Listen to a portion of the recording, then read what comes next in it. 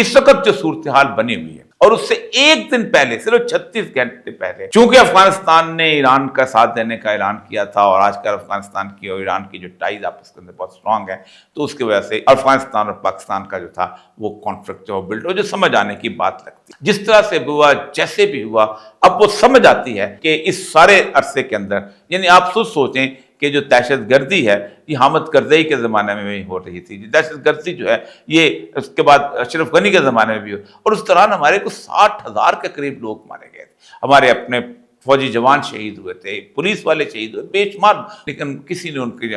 کو وہاں پر ٹھکانہ پہ حملہ کرنے کی کوشش نہیں کی، کیونکہ بنیادی طور پر وہاں امریکہ خود بیٹھا ہوا تھا اور امریکہ خود اس دہشت گردی کو دیکھ اور سپروائز کر رہا تھا۔ اس وقت بھی اب جتنے بھی لوگ جو ہیں اس وقت خواہ وہ ٹی ٹی پی کے ہوں، خواہ وہ داعش کے ہوں، ان کے پاس امریکن ہتھیار ہیں۔ یہی وجہ ہے کہ کم از کم پہلا عرصہ جو 1 سال کا تھا، ہر روز تقریباً ہر دوسرے تیسرے دن افغانستان میں دھماکے ہوا کرتے تھے اور داعش باقاعدہ ان کی ذمہ داری قبول کیا کرتے تھے، اور وہی داعش اب جو ہے پاکستان کے اندر آپریٹ کرتی ہے۔ تو بنیادی طور پر ہونا تو چاہیے تھا کہ دونوں ملک جو تھے وہ آپس میں مل کے اس بہت بڑے دہشت گردی کے افریت کو تباہ کرتے، اور اس دونوں جو تھے ان کی فوجیں، ان کی قوت جو ہے ان کو ختم کرتے۔ لیکن آپ خود سوچیں کہ صرف ایک دن کے بعد اس کا نتیجہ یہ سامنے آیا کہ ایران پر حملہ کر دیا گیا،